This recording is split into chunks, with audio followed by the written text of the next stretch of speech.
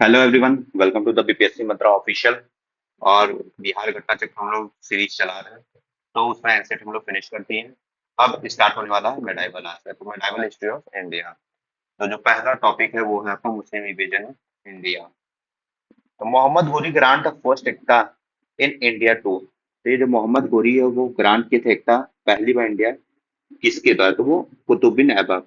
गोरी जो है वो इंडिया में जीता था और फिर कुतुब बिन ऐबक को दे दिया था। तो ये कुतुब बिन ऐबक इनके बिहाफ पे इंडिया में राज कर रहे थे। और कुतुब बिन ऐबक कौन है, तो ये स्लेव डायनेस्टी के फाउंडर हैं। तो देखिए यहाँ पे तो डायरेक्ट स्टार्ट हो गया। चलिए कुछ आउटलाइन हम लोग पढ़ लेते हैं। तो अगर कोई पूछे कि पहला फर्स्ट मुस्लिम जो इन्वेजन हुआ था वो कब हुआ था, तो वो हुआ था इंडिया में 712 एडी में हुआ था। पहला मुस्लिम इन्वेजन 712 एडी में हुआ था। कहाँ पे हुआ था, सिंध पार्ट में हुआ था आपका। सिंध पार्ट में हुआ था इंडिया के। और उस टाइम का राजा कौन था, वो दाहिर था। वहां पर राजा जी हार गया था। और अटैक कौन किया था पहली बार, तो वो किया था मोहम्मद बिन कासिम। मोहम्मद बिन कासिम अटैक किया था 712 एडी में। वह मोहम्मद बिन कासिम कहाँ से आया था, तो वो आया था आपका अरब से। अब कोई पूछेगा कि सबसे पहला फर्स्ट जो टर्क है वो इन्वेजन कब हुआ था, तो फर्स्ट टर्क आपका इन्वेजन हुआ था 1001 एडी में हुआ था। फर्स्ट अटैक किए थे। और ये कौन अटैक किया था, ये किया था महमूद गजनबी। महमूद गजनबी किए थे। आपके पहला टर्क अटैक हुआ था। और यही 17 बार लूटे थे। 17 बार लूटे थे किसको, सोमनाथ टेम्पल को। सोमनाथ टेम्पल को यही 17 बार लूटे थे। अब ये कहाँ से, किस कंट्री से बिलोंग करते थे, तो वो तुर्कमेनिस्तान से था। तुर्कमेनिस्तान से था। ठीक है। अब मोहम्मद घोरी। मोहम्मद घोरी आपके कहाँ के थे, मोहम्मद घोरी सेकेंड टर्क। ये सेकंड टर्क थे जो अटैक किए थे इंडिया में। इंडिया में ये सेकंड टर्क थे जो अटैक किए थे। और इनका एरा कहेंगे तो 1175 से लेके 1206 एडी तक था। फिर 1206 के बाद 1290 तक आपका चला था स्लेव डायनेस्टी। चलिए इस पे भी आते हैं। तो पहला अटैक जो किया था ये मोहम्मद गोरी जो पहला अटैक किया था वो किस पे किया था, 1175 एडी में किए थे मुल्तान पे। मुल्तान साइड पे 1175 एडी में पहली बार अटैक किया था। और 1178 एडी में इन्होंने अटैक किया था आपका गुजरात में। हालांकि गुजरात में ये हार गए और इनको हराया था भीमा टू। और बहुत जगह मूल राज भी, मूल राजा टू दिया हुआ है।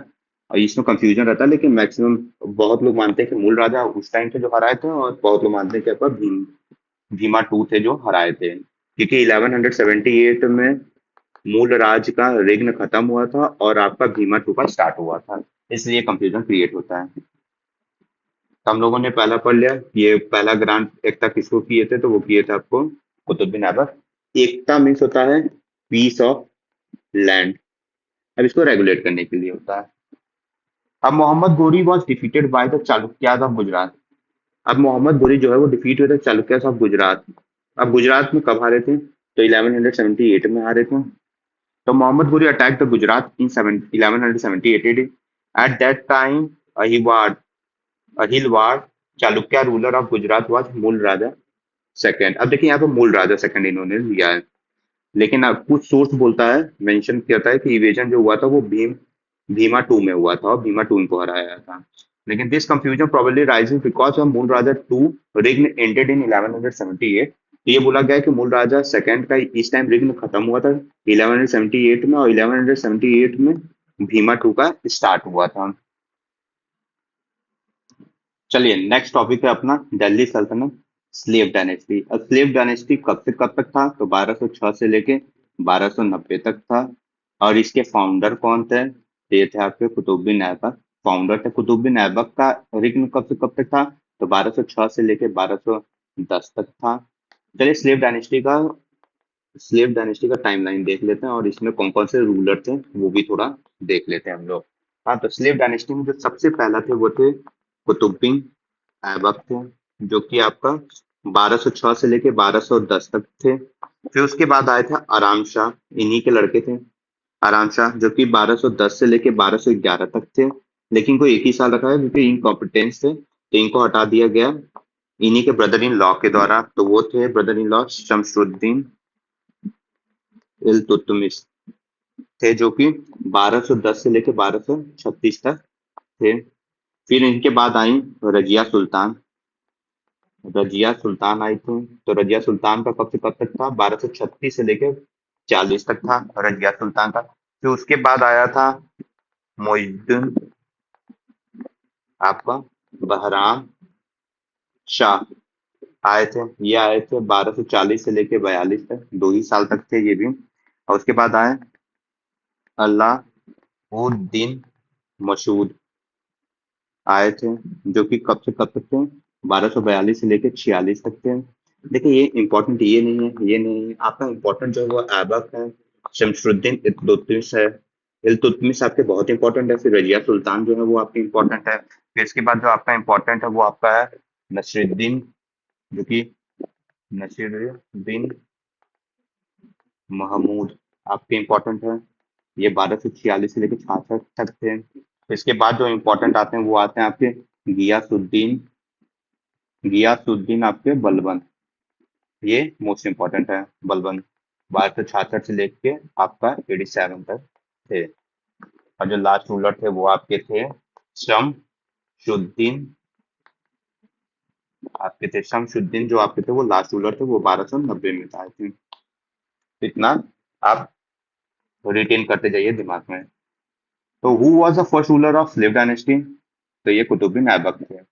इनका रेगन ने बता दिया, 1206 से लेके 1210 तक था। और ये कभी सुल्तान टाइटल नहीं लिए, सुल्तान का टाइटल ये कभी एज्यूम नहीं किए। ये अपने आप को स्लेव ही मानते थे। और इन्हीं को, चलिए आगे देख लेते हैं।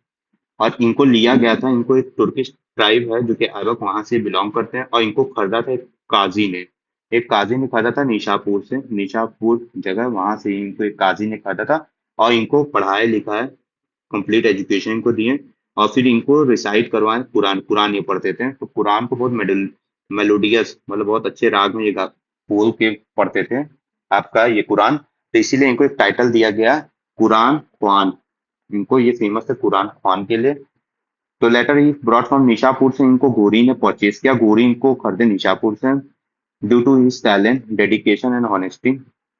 तो Aibak gain the Ghori trust, और फिर इसीलिए ये नॉर्थ इंडिया में आपके, ये नॉर्थ इंडिया में इनके बिहार पे राज करना स्टार्ट कर दिए थे।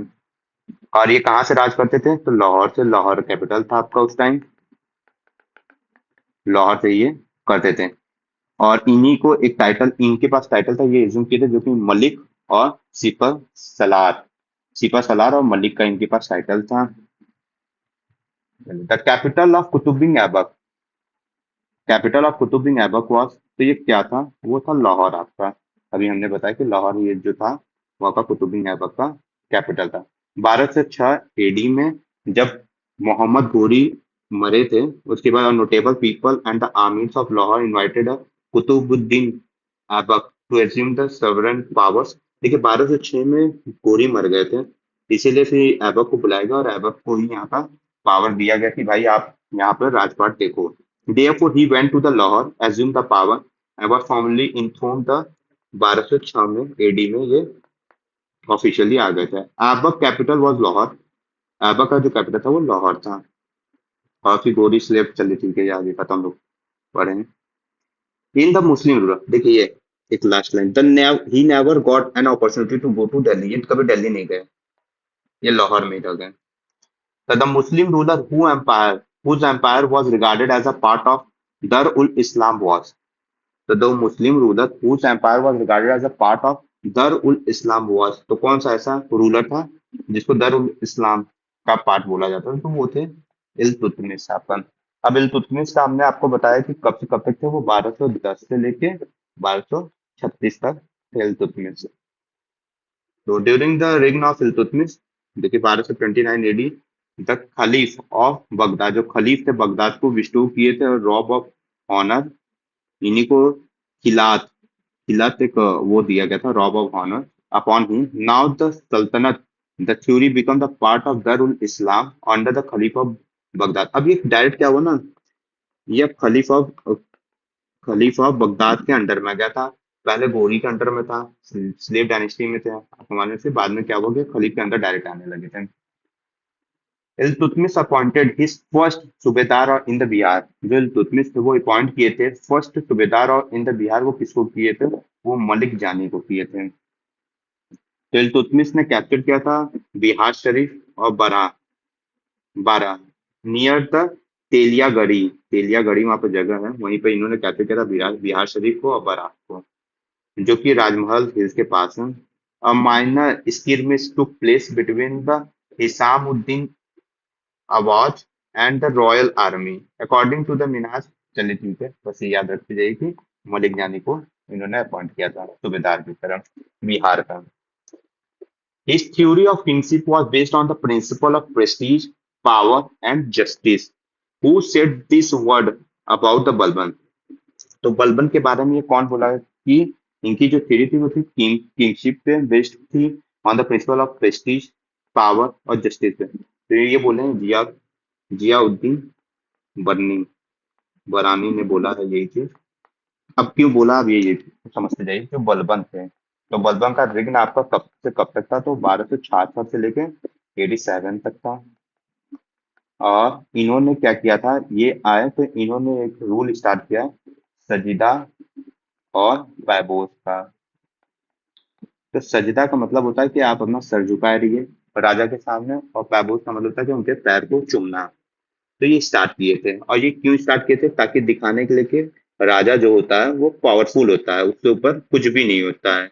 इन्होंने ही चंगलानी को रिजेक्ट किया था, जो 40 लोग नोबेल के वो थे, ग्रुप था, उस ग्रुप को इन्होंने ही तोड़ा था।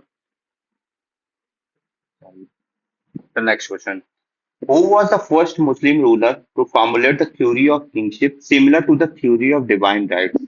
तो ऐसा कौन पहला मुस्लिम रूलर था जो फॉर्मुलेट किया था थ्योरी ऑफ किंगशिप और थ्योरी ऑफ डिवाइन राइट? तो वो कौन थे, वो थे आपके बलबन। बलबन ही बोले थे जो थ्योरी ऑफ किंगशिप दिए थे और थ्योरी ऑफ डिवाइन राइट्स दिए थे। अब Balban was the first Muslim ruler who propounded the theory of kingship on the line of, देखिए इनका मानना था जो क्राउन है वो सुप्रीम है, क्राउन जो है वो सुप्रीम है, और ये गॉड के बाद वाला पोजीशन होता है। गॉड के बाद वाला जो पोजीशन होता है वो आपका क्राउन होता है, इनका ये मानना था। इसी वजह से इन्होंने क्या किया था, जो इन्होंने ग्रुप किया था क्या, किसका पावर, चालीसा का। जो चालीसा थे 40 लोग की ग्रुप, नोबल ग्रुप, तो उनका ये ग्रुप किए थे और रीस्टोर किए थे कि भाई जो क्राउन होता है वो सबसे अपर होता है। और इनका टाइमलाइन क्या था, तो 1266 से लेकर 1287 में था, ये याद रखिएगा। तो the divine right of the king, according to this the sultan is the representative of God, मतलब ये गॉड के रिप्रेजेंटेटिव होते हैं ऑन द अर्थ, और इनको नियाबत ई खुदाई भी बोला जाता है, नियाबत ई खुदाई। तो his position come after the profit, ये प्रॉफिट के बाद होता है, प्रॉफिट गॉड के बाद होता है आपका क्राउन वाला पोजीशन। तो द किंग इज जिल अल्लाह और जिल ए इलाही, that is the reflection of God. तो जिल अल्लाह या जिल इलाही बोला जाए तो ये रिफ्लेक्शन ऑफ गॉड इसको कहा जाता है, ये दोनों को। He use of his son Bughra Khan, ये बोलते थे कि जहाँ पे सुल्तान का ऑफिस होता है वो सिंबल होता है एब्सोल्यूटिज्म का, एब्सोल्यूटिज्म का। तो चलिए नेक्स्ट, द टर्म जिला इलाह was the first used by, तो जिली अल्लाह किसके द्वारा, जिली अल्लाह जो है वो यूज किया गया था किसके द्वारा, तो पहली बार यूज किया गया था बलबन के द्वारा। Which Delhi sultanate sultan is known for the adopting the blood and iron policy. अब ब्लड और आयरन पॉलिसी कौन ने अडॉप्ट किया हुआ, तो ये बलबन किया था। ऑफकोर्स अगर आपको किसी को भी बात बनवानी है तो ये नॉर्मली तरीके से तो आप नहीं मनवा सकते हो, तो वहां पे जो पॉलिसी लाया जाता है वो ब्लड एंड आयरन की ही पॉलिसी लेके आएंगे, तभी सब मानेंगे आपकी बातें। तो it is said about the Balban that he adopted the policy of blood and iron. Two main features of Balban theory of kingship were the first. The post of Sultan is bestowed by the god. And the second, the Sultan must be absolute. According to him, the Sultan is a god, a representative on the earth, that is Niyabati Khudai. His position is after the Prophet. The Sultan received the inspiration and the power from the god. Therefore, the common people or the noble have no right to criticize his action. तो noble जो people है या normal जो people है, common people और जो nobles लोग हैं वो क्रिटिसाइज नहीं कर सकते इनके पोजीशन को, और ये ना कर पाए इसीलिए जो इनका पॉलिसी था वो ब्लड एंड आयरन पॉलिसी था। Tughril Khan raised a standard of revolt during whose reign? तो तुगरील खान जो है वो रेस्ट किए थे standard of revolt during whose reign? तो ये किए थे बलबन के टाइम में। एन इम्पोर्टेंट रिवोल्ट, देखिए एक इम्पोर्टेंट रिवोल्ट हुआ था बलबन रिग में, और ये तुगरील खान ही रिवोल्ट किए थे। The Balban had appointed Tughril Khan as a governor of Bengal. जो तुगरील खान को है वो गवर्नर ऑफ बंगाल की तरह ये वो किए थे, अपॉइंट किए थे, but he declared himself as a independent ruler in the Bengal, assume the title of sultan Mughisuddin. देखिए सुल्तान मुगीशुद्दीन का ये इन्होंने टाइटल ले लिया था, और ये बंगाल में इंडिपेंडेंट अपना को घोषित कर दिए थे कि भाई नहीं मैं अकेला हूँ, मैं अलग हूँ, और मैं यहाँ पर अलग से राजपाट करूंगा अपना। और ये इशू भी किया था coin of his own name, और ये कॉइन भी इशू कर दिया था अपने नाम पर, खुतबा read in his name, and had the खुतबा read in his name to suppress the Tughril revolt. देखिए टुगरिल रिवॉल्ट को सप्रेस करने के लिए Balban first sent his army under the Amin Khan को पहली बार भेजा गया, फिर and thereafter under the Bahadur, but both failed. देखिए दोनों को भेजा गया और दोनों टाइम फेल्ड हो गए, वो जीत गए थे, जो टुगरिल रिवॉल्ट उसको सप्रेस नहीं कर पाए। फिर लास्ट में क्या हुआ कि बलबन जो है advance toward the Bengal along with his son Bughra Khan. तो बुगरा खान के साथ ये कहाँ पे बंगाल साइड गए, but the Tughril fled after the abandoning his capital, and ultimately Tughril Khan was captured and killed. Balban appointed his son. देखिए लास्ट में क्या हुआ, बुगरा खान को ही इक्तादार ऑफ बंगाल क्या क्या अपॉइंट किया बलबन, और जो तुगरिल खान था उनको पकड़े और मार दिए। तो अगर कोई पूछे कि तुगरिल खान जो कि स्टैंडर्ड ऑफ रिवॉल्ट किए थे किसके रिग में, तो वो बलबन के टाइम में किए थे, अपने आप को इंडिपेंडेंट बंगाल का ये क्या कर दिए थे, सुल्तान अपने आप को घोषित कर दिए थे। क्वाइन भी इन्होंने क्वाइन भी स्टार्ट कर दिए थे, क्वाइनेज सिस्टम भी अपने नाम का। तो who among the following introduce the Persian festival Nauroz in India? तो नौरोज जो फेस्टिवल है पर्शियन फेस्टिवल, वो इंडिया में कौन स्टार्ट किया था? तो वो स्टार्ट किए थे बलबन। तो बलबन का रिंग आप इंपॉर्टेंट है बलबन, तो बलबन का रिंग स्टार्ट याद रखिएगा 1266 से 1287 तक। पैबोस यही स्टार्ट किए थे आपका, पैबोस सिस्टम होता है। तो गियासुद्दीन बलबन जो कि 1266 से लेकर 87 तक थे, started a practice celebrating the Iranian festival Nauroz in India. अब Nauroz is the Iranian new new year. देखिए नौरोज जो होता है ना वो ईरान का न्यू ईयर माना जाता है, is also known as a Persian new year, इसी को पर्शियन न्यू ईयर भी कहा जाता है। और Balban also introduce the practice of सिजदा और पाइबोस। सिजदा का मतलब होता है शीश को आप अपने सर को राजा के सामने झुकाना, ग्राउंड पे टच करवाना, और पाइबोस का मतलब होता है कि आप उनके पैर को चूम रहे हैं। तो which were imitations of the Persian tradition?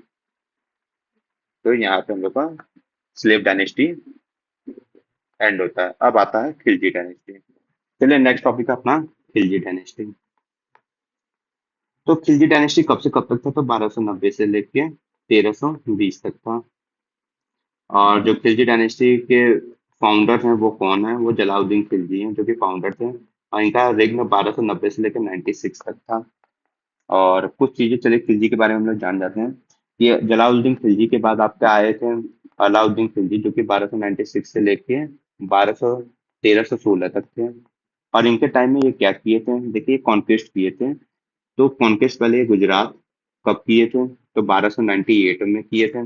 फिर आया था रणथंभोर, तो रणथंभोर को ये 1301 में किए थे। मेवाड़ को भी ये कॉन्क्वेस्ट कर लिए थे 1303 में, और इसका कैपिटल जो था वो चित्तौड़ था। मेवाड़ के राजा रतन सिंह मेवाड़ के राजा उस टाइम थे। और आपके मालवा को भी ये कॉन्क्वेस्ट किए थे 1305 में। और आपका जालोर को ये 1311 में आपका कॉन्क्वेस्ट किए थे। अब पद्मावत, आपका जो पद्मावत है वो आपको किसके द्वारा लिखा गया है? मलिक मोहम्मद जयासी के द्वारा लिखा गया है। तो पद्मावत आपका यही मेवाड़ के राजा और वहां की क्वीन के बारे में लिखा गया है। अब अलाउद्दीन जो खिलजी थे उनके कमांडर कौन थे? अलाउद्दीन खिलजी के कमांडर जो थे वो थे मलिक काफूर। जो आपके मलिक काफूर थे वो कमांडर थे किसके? अलाउद्दीन खिलजी के। और इन्हीं को हजार दिनारी भी बोला जाता था, क्योंकि इनको हजार दिनार में खरीदा गया था, परचेज किया गया था। और जो अलाउद्दीन खिलजी हैं उनको एक टाइटल भी दिया गया था, सिकंदर सिकंदर ई शाही। शाही जो लिखा गया था, ये आपका इनको टाइटल भी दिया गया था। तो सिकंदर ई शाही से इनको टाइटल भी दिया गया था अलाउद्दीन खिलजी को। और ये किसको किसको हराए थे? तो ये रामचंद्र को हराए थे। अब रामचंद्र कौन है? ये एक यादव डायनेस्टी के थे, यादव रूलर थे जो कि देवगिरी में रूल कर रहे थे। और इन्होंने क्या, क्यों इनके ऊपर इनको हराया था या क्यों इनके ऊपर अटैक हुआ था? क्योंकि इन्होंने देने से, क्या देने से, एनुअल पैसा देने से मना कर दिया था कि मैं राजा को नहीं दूंगा, इसलिए इनके ऊपर कॉन्क्वेस्ट हुआ था। पहली बार ये देने के लिए तैयार हो गए थे तो ये दे भी रहे थे किसको? जलाउद्दीन खिलजी को। लेकिन जैसे ही अलाउद्दीन खिलजी बना राजा तो इसके बाद ये देना बंद कर दिए। फिर आया प्रताप रुद्रदेव को भी हराए, जो कि ककातिया के रूलर हैं वरंगल में। फिर वीर बल्लाल को भी हराए थे, वीर बल्लाल थर्ड को भी ये हराए थे, जो कि होयसाला के रूलर थे। और होयसाला रूलर का कैपिटल क्या था उस टाइम? उस टाइम था द्वार समुद्र। द्वार समुद्र कैपिटल था होयसाला का। और वहां का राजा था वो बल्लाल थर्ड था। और ये वीर वीर पांड्या को भी हराए हैं। वीर पांड्या कौन थे? वो पांड्या रूलर थे ऑफ मदुरई। मदुरई के रूलर थे पांड्या के, वीर पांड्या, इनको भी ये हराए थे। अब देखिए, इन्होंने ही दाग सिस्टम लेके आया था। अगर कोई बोले कि इनके में क्या रिफॉर्म ये किए थे, तो ये दाग सिस्टम लेके आए थे। अब दाग सिस्टम क्या होता है कि ये ब्रांडिंग होता है, ये ब्रांडिंग ऑफ हॉर्स होता है। और ये कौन लेके आया था? अलाउद्दीन खिलजी लेके आए थे। अलाउद्दीन खिलजी दाग सिस्टम भी लेके आए थे, जिसमें ब्रांडिंग होता था हॉर्स का। और चेहरा, जो कि डिस्क्रिप्टिव था, किसके बारे में? डिस्क्रिप्टिव रोल ऑफ सोल्जर के बारे में था, ये भी लेके आए थे, जिसको हुलिया सिस्टम भी कहा जाता है, वो भी ये लाए थे। तो चलिए अब क्वेश्चन हम लोग करते हैं। तो फाउंडर कौन है? जलाउद्दीन खिलजी हैं। अगर खिलजी डायनेस्टी के फाउंडर जलाउद्दीन खिलजी, 90 से लेके 96 तक था इनका era. Thus, to the Alauddin belong to the credit of being the first Turkish Sultan of the Delhi to bring the church under the control of state and to usher in the factor that might make the state secular in the theory। देखिए, ऐसा बोला गया कि पहला कौन तुर्की सुल्तान था जो कि मतलब अपने स्टेट को या कंट्री को या जिस जगह को वो कैप्चर किया था या जहाँ पे वो उसका राजपाट था उसको सेकुलर बनाया हुआ था। तो वो कौन था? वो कौन बोला था? तो वो E.L. श्रीवास्तव बोले थे। E.L. श्रीवास्तव जो है वो आपका लिखे थे इस पे, खिलजी पे, कि ये secular state in the theory में इनको दिखाया गया था। तो who he attend the kingship, he was fully independent of a ruler, rules and the order of Shariat, from which the Sultan the Barani made this statement। तो ये खिलजी के लिए बोला गया था। और खिलजी के लिए इससे बोला गया था क्योंकि देखिए, इनके लिए तो एक ये भी कहा जाता था कि ये स्टेट को सेकुलर रखते थे। सेकुलर रखने के लिए अपना इंडिपेंडेंट ये कोई भी रूल्स और रेगुलेशन या कुछ भी ऑर्डर देते थे जो स्टेट के लिए सही हो। रिलीजियस बेसिस पे ऑर्डर नहीं देते थे, ये स्टेट बेसिस पे देते थे। चलिए, और फिर नेक्स्ट क्वेश्चन है हम लोगों का। Who among the army commander of the Alauddin Khilji died fighting against the Mongol? देखिए, मंगोल से लड़ते समय कौन आर्मी कमांडर था जो कि मारा गया था? तो वो थे आपके जफर खान। आपका जफर खान जो थे वो मंगोल से लड़ते वक्त मारे गए थे, जला अलाउद्दीन खिलजी के आर्मी के कमांडर्स थे। अब Padmini, Padmani is associated with the Alauddin conquest of the Chittor. अब देखिए, चित्तौर, चित्तौर के राजा, राजा रतन सिंह, राणा रतन सिंह जो थे वो चित्तौर के राजा थे। और उनकी वाइफ जो थी वो Padmaavat. The story of Padmani is based on the poetic work of Padmavat written by the देखिए रिटन कब हुआ था, पद्मावत कब लिखा गया था, 1540 में लिखा गया था। किसके द्वारा लिखा गया था, मलिक महमूद जयासी के द्वारा लिखा गया था, अभी मैंने आपको ऊपर बताया। तो इसमें राणा रतन सिंह और उनकी वाइफ के बारे में बताया गया है। मतलब स्टोरी ठीक है। अब next question, who was the ruler of Chittor eight the time of Alauddin Khilji invasion. तो वो राणा रतन सिंह थे और इन्हीं को डिफीट भी कर दिए थे। कौन, अलाउद्दीन खिलजी डिफीट भी कर दिए थे। और इसके बाद इनके वाइफ जो पद्मावत थी वो जौहर भी अटेंड कर ली थी, जौहर भी अटेंड कर ली थी। Who was the ruler of Devagiri at the time of Alauddin Khilji invasion. तो देवगिरी का राजा कौन था, वो रामचंद्र देव था। अभी हमने आपको बताया कि रामचंद्र देव देवगिरी का राजा था। तो पहली बार जब कॉन्क्वेस्ट हुआ था आपका, अलाउद्दीन खिलजी किए थे, तो इन्होंने इनको हरा दिए, देवगिरी के राजा को, रामचंद्र देव को। और इन्होंने फोर्स तरीके से बोला कि आप एनुअल ट्रिब्यूट कुछ दोगे, किसको, एनुअल ट्रिब्यूट दोगे राजा को, सुल्तान को। तो ये रामचंद्र देव जो है वो मान गए थे, वो बोले कि हाँ दे रहे हैं, वो देते भी थे। लेकिन जैसे ही अलाउद्दीन खिलजी इस पे आया, थ्रोन पे बैठा, वैसे ही ये देना बंद कर दिए। तो फिर अटैक करवाया गया और इस बार मलिक कफूर जाकर अटैक किए थे और डिफीट कर दिए थे रामचंद्र देव को। अब during the reign of which of the sultan was the khalisa land developed on the large. अब खलीसा लैंड किसके टाइम में डेवलप हुआ था लार्ज स्केल में, तो वो हुआ था अलाउद्दीन खिलजी के समय में। Which sultan demanded half of the crop on the land after the measurement as a revenue। अब इसमें से कौन है जो 50% क्रॉप मांगता था, लैंड का डिमांड करता था, कौन सा सुल्तान। तो इसमें दो लोग थे, एक अलाउद्दीन खिलजी था और मोहम्मद बिन तुगलक था। इन दो लोग के टाइम में 50% था, मतलब हाफ। और नहीं तो मैक्सिमम लोग के टाइम में 1/3 था। 1/6 तो आके मॉडर्न में हुआ, लेकिन 1/3 था। लेकिन 1/2 जो कि 50% है, वो आपका अलाउद्दीन खिलजी और मोहम्मद बिन तुगलक के टाइम में था। लेकिन बीपीएससी ने अलाउद्दीन खिलजी को ऑफिशियल आंसर माना है, फाइनल आंसर की में।